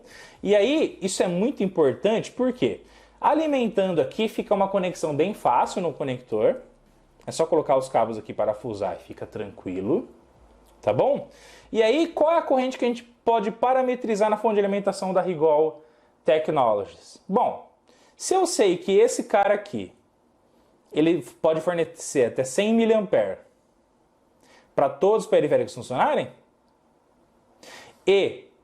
mas ninguém recebe 12 volts aqui, todo mundo aqui vai trabalhar com 3.3 volts, se eu colocar 12 com no máximo 100 mA de corrente, eu vou estar fornecendo a tensão que o choper iria fornecer aqui, para ele poder o diodo converter para contínuo, filtrar, e os 12 ele regular para 3.3, então os 12 volts aqui estão show de bola. E eu vou colocar 100 mA, que é a corrente que ele vai tranquilamente fornecer aqui para que todo mundo possa funcionar de forma incrível, top de linha e sensacional. Então a corrente que você pode selecionar na fonte de alimentação é a mesma corrente máxima que o regulador consegue fornecer, e aí está muito bem dimensionado, show de bola, top de linha e sensacional. Tá bom? Então, o que nós podemos fazer para testar a parte secundária dessa fonte? Eu posso pegar, seleciono a tensão compatível, corrente máxima compatível, para ver se o secundário dessa placa está funcionando de forma top, incrível e sensacional. Vamos que vamos para cima. Família Eletrônica Fácil, vocês já devem estar ansiosos para a gente alimentar a nossa placa eletrônica então com 12 volts, para então o regulador converter para 3.3 e toda a parte digital que vai fazer a gestão de funcionamento da nossa central de automação de portões. Perfeito? Funciona com sucesso. Na verdade, se sim, deixa a hashtag estou ansioso aqui. Eu acho que deve ter alguém ansioso aí também para ver se não vai ter algo que vai explodir, pegar fogo, sair fumaça. Não pense assim. Vamos com propriedade, vamos testar tudo para que isso não aconteça definitivamente. Tá bom? Mas antes da gente energizar a nossa placa eletrônica aqui com 12 volts, para que então os 12 sejam convertidos em 3.3 e toda a parte digital de funcionamento da nossa placa funcione com sucesso, uma dica muito importante, certo? Antes de energizar os 12 volts, nós temos que verificar se existe algum tipo de curto-circuito entre mais 12 e GND. E também verificar se existe algum tipo de curto-circuito entre o mais 3.3, que é a saída do regulador, e o GND também. Porque se a gente medir uma resistência entre esse positivo de 12, GND, e apresentar uma resistência próxima a 0 ohms, automaticamente o multímetro de bancada da Rigol Technologies vai indicar para a gente que existe uma resistência baixíssima do positivo para o negativo, o que indica algum ponto em curto-circuito. Ou seja, algum ponto entre mais 12 e GND está tendo uma baixa resistência que vai fazer com que essa placa tenha um mau funcionamento. Tá bom? Mesma coisa vale para mais 3 de GND. Se entre mais 3 de GND tiver uma resistência tendendo a 0, tá bom? E o que é tendendo a 0? Abaixo de 70 ohms, tá, pessoal? Beleza? Quanto mais próximo de 0 possível, maior será o nível de corrente de curto-circuito se a gente energizar a placa, o que é muito perigoso, porque algo vai tender a aquecer, algo pode fazer com que alguma trilha, alguma ilha venha estourar, algum circuito integrado que está quase rompendo, entrando em aberto, que isso venha acontecer com ele também. Ou seja, a gente tem que saber se existe um curto-circuito na placa eletrônica entre os positivos e negativos aqui na nossa placa de forma show de bola, para que quando a gente for alimentar com a fonte, tudo isso já esteja friamente calculado e a gente vá dosando a corrente elétrica para fazer inúmeros testes na nossa placa eletrônica, tá bom? Então anota essa dica aqui para mim no campo de comentários. Veja se não existe curto-circuito ou se tem entre os positivos e os negativos da sua placa eletrônica nos diversos níveis de tensão. Fechou?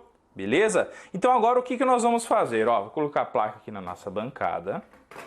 Coloquei o multímetro de bancada da Rigol DM3058E na escala de resistência, certo? Quando eu tocar uma ponta na outra, uma ponta de medição na outra, ponta vermelha na ponta preta, automaticamente vai ter que aparecer uma resistência tendendo a 0. Olha lá, ó, 0.00.046, ou seja, 46 miliohms. E esses 46 miliohms nada mais são do que a resistência da própria ponta de prova. Tá bom, gente? Beleza? Então agora vamos medir a resistência elétrica entre mais 12 e GND. Olha só, gente, a medição que a gente encontrou no nosso multímetro de bancada da Rigol Technologies? Cerca de 4 megaohms, quase 5 megaohms de resistência. Ou seja, a gente tem uma resistência altíssima entre mais 12 e 0, o que não indica qualquer tipo de curto-circuito, baixa resistência, tendendo então a 0 ohms entre mais 12 e 0, o que poderia fazer com que circulasse uma alta corrente no momento da energização, gerando algum tipo de aquecimento, rompimento de ilha, trilha, quebra de componente, estouro de componente ou coisas do tipo. Ou seja, isso aqui é um dado muito bom para que a gente possa energizar a nossa placa, legal, e não exista curto-circuito em seu funcionamento, pelo menos entre mais 12 e 0. Mas e entre mais 3.3 e 0? Ô professor, como que eu vou saber onde que eu vou tocar lá na placa eletrônica para medir entre mais 3.3 e 0. Gente, vocês lembram que a gente detectou que a alimentação do circuito integrado aqui da nossa memória, entre o pino 8 e o pino 4 nós temos mais 3.3 e 0, ou seja, o pino 4 está ligado no GND e o pino 8 está ligado no mais 3.3, que é a saída do regulador de tensão. Então, se eu medir a resistência elétrica entre mais 3.3, que é esse cara aqui, ó, e 0, que é esse cara aqui, eu vou ter a resistência entre a fonte de 3.3 volts. E aí, se eu tivesse um curto-circuito, automaticamente medindo entre mais 3.3 e 0, em qualquer ponto da placa que tenha esses potenciais, legal, automaticamente a gente vai poder detectar se este curto ou não. Tá bom? Então, o que toquei aqui, ó, mais 3.3, 0. Legal? Poderia tocar no regulador também? Poderia medir aqui, ó, mais 3.3 e 0 aqui, ó. Ou poderia tocar lá no centro dele também, ó. Tá bom? Beleza? Então, o que eu vou fazer? Eu vou posicionar a câmera aqui para vocês no multímetro de bancada da Rigol. E agora nós vamos medir a resistência entre mais 3.3 e 0. Tá bom? Então, ó, mais 3.3 e 0. Vamos lá. Resistência de cerca de 1000K, que é a mesma coisa que 1 megaohm.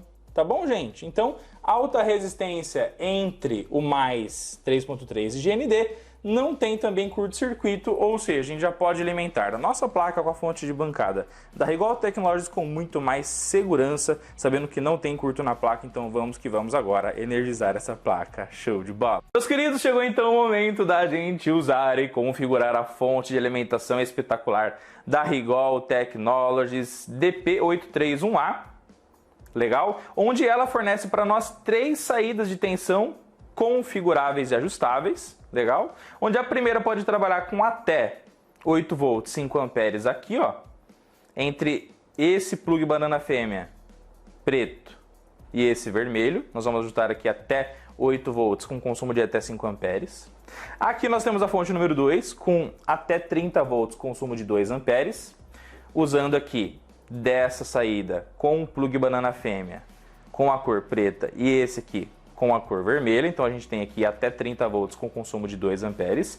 E se você desejar uma tensão negativa para ir fazer uma fonte simétrica, para alimentar um sistema de áudio ou qualquer tipo de aplicação que precise de uma tensão negativa ajustável, nós temos aqui também a fonte número 3, que pode trabalhar com até menos 30 volts com consumo de 2 amperes entre esse cara aqui e esse cara aqui, com esse banana preto e esse plug banana vermelho. Tá bom? Como nós vamos precisar de 12 volts, a fonte número 1, que vai até 8 volts, nós não vamos usar a fonte número 2, entre esse cara e esse aqui, certo? E aí, para usar a fonte número 2, basta apertar aqui o número 2, ó. Automaticamente ele já mostra aqui que você está trabalhando com a fonte número 2 com a cor azul. Se você apertar o número 1, ele aparece em amarelinho que você está ajustando a fonte de alimentação número 1. Apertou o número 2, já fica em azul, mostrando que você vai trabalhar com a fonte de alimentação número 2, tá? E aí, gente, é muito fácil trabalhar com a fonte da Rigol, tá bom? Porque, professor, quantos volts que a gente vai querer trabalhar nessa fonte? É 12 volts, né? Então, aqui, ó, aperta o número 2. Vem aqui, ó, digita 1 e 2, que é o 12, né? E aperta aqui, ó, volts, ó. Pronto, ela já está pré-setada, ela está configurada para quando eu ativar aqui o ON, quando apertar o botão ON, já saiam os 12 volts aqui na saída, ou seja, simples, fácil e prático, tá? E aí, qual é a corrente máxima que nós vamos permitir na saída dessa fonte? Nesse caso, vai ser 100 mA. Por quê? Porque o regulador de tensão de 3.3 volts vai fornecer a nossa saída no máximo 100, então não precisamos mais do que isso para fazer a validação daquela etapa da placa eletrônica. Tá bom? Então o que eu vou fazer aqui agora? Eu vou apertar aqui, ó, fonte do canal número 2. Vou apertar o botão Current. Então veja, se eu quiser configurar a tensão, clico em Voltage. Se eu quiser configurar a corrente, clico em Current. E a corrente, veja que o default dele, o padrão é de 2 amperes, mas nós vamos trabalhar com 100 mili. Então você vem aqui, digita 100 e aperta miliampere. Ele automaticamente já vai selecionar a corrente máxima para 0,1 ampere. Legal? Beleza, gente? Simples, fácil e prático. Apertando o botão ON, aqui eu liguei a fonte do canal número 1, vou desligar, vou ligar aqui a fonte do canal número 2. Veja que já estão saindo os 12 volts, ó, entre o positivo e o negativo. E a corrente é 0 porque nesse momento a gente ainda não plugou nenhuma carga aqui na saída da fonte de alimentação ajustável. Perfeito? Tranquilo? Então agora eu vou desligar a fonte e vou conectar a saída mais e menos até a nossa central de automação de portão para fazer os testes e validação. Então vamos que vamos, vamos para cima. Olha só que sensacional, gente. Então peguei aqui um cabo com plug banana macho, conectei aqui na saída positiva da fonte de alimentação, perfeito? E já fixei a saída positiva no mais 12. Mesma coisa, peguei aqui um cabo com a cor de isolação azul, liguei aqui no plug banana fêmea, que vai ter o nosso 0 volts, o nosso ground, o nosso GND, tá bom? Trouxe o negativo, então, para o GND da placa. Legal? Para nós energizarmos ela, então, nesse momento, basta que eu aperte o famoso botão ON da fonte de alimentação da Rigol. Então, vamos apertar agora o botão ON para ver o funcionamento mágico da nossa placa em 3, 2, 1, já! Calma, meus queridos, eu sei que vocês estão ultra mega ansiosos para ver se a nossa placa eletrônica vai funcionar com sucesso, se toda a teoria vai ser concretizada na prática, se definitivamente a fonte da Rigol Technologies vai energizar a placa com os 12 volts, ela vai receber os 100 mA, até 100 mA, vai executar seu trabalho com sucesso. Eu sei que você está ansioso. Mas olha só, tem muito conteúdo mais a vir por aí na Semana do Técnico Rigol, na Copa Eletrônica Fácil, e aqui nesse evento onde a gente está ensinando vocês a como localizar defeitos em placas eletrônicas de forma incrível, top de linha e sensacional. Lembra que eu falei para vocês que a cada Masterclass desse evento show de bola teria uma palavra-chave? A palavra-chave dessa Masterclass não poderia ser diferente, né, pessoal? É Rigol. Por que Rigol? Porque é a Rigol que está apoiando esse evento incrível, show de bola e sensacional, que está trazendo muito conhecimento para que você possa desbravar passo a passo, degrau por degrau, sem pular etapas, a manutenção de placas eletrônicas de forma show de bola. Então, não esqueça aí de gravar que a palavra-chave da aula número 1 é Rigol. E essa informação vai ser muito importante para que você possa ter um bom desempenho na atividade número 1 da Copa Eletrônica Fácil. Tá bom? Gente, além disso, não esqueça então que no grupo VIP você vai receber um link para fazer a atividade número 1, que é referente à aula número 1, que foi essa aula aqui da nossa Copa Eletrônica Fácil. Se você ainda não está inscrito nessa semana, nesse evento 100% online gratuito, clica no link aqui da descrição, vai lá para o grupo VIP, participa, porque vão ser muitas aulas top para que você possa materializar na prática, na teoria, na simulação, tudo aquilo que a gente puder trazer com os instrumentos da Rigol Technologies, a manutenção eletrônica. E lembra que tudo que eu estou ensinando tem um porquê. E que isso será ensinado e será aplicado na técnica de manutenção do nosso relógio digital do nosso cliente. Tá bom? Então simplesmente imperdível, faixa preta e sensacional. Se você já gostou dessa Masterclass, crava o dedo no like e compartilha com seus amigos para que a gente possa ajudar então mais e mais pessoas sempre. Pois juntos somos mais fortes, chegamos mais longe e fazemos a diferença na educação do Brasil e do mundo. Fechou? Combinado? Então deixa aqui a hashtag AulaTop se você curtiu e eu vejo você na próxima Masterclass, onde a gente vai mandar para vocês os links lá no grupo VIP desse evento top de linha, incrível e sensacional, tá bom? Se você já está ansioso para a aula número 2, deixa a hashtag Estou Ansioso Muito obrigado pelo carinho, muito obrigado por tudo. Amo vocês de coração. O grande prazer do professor que está aqui é ver você aprendendo, evoluindo e crescendo gradativamente com uma faixa preta no fantástico mundo da eletrônica. Fechou? Obrigado, Rigol Technologies, por apoiar esse evento. Obrigado você por ficar comigo até esse momento dessa Masterclass. Tamo junto, um forte abraço. Te vejo na próxima Masterclass. Valeu, tamo junto. Fiquem com Deus e vamos pra cima. Tchau, tchau.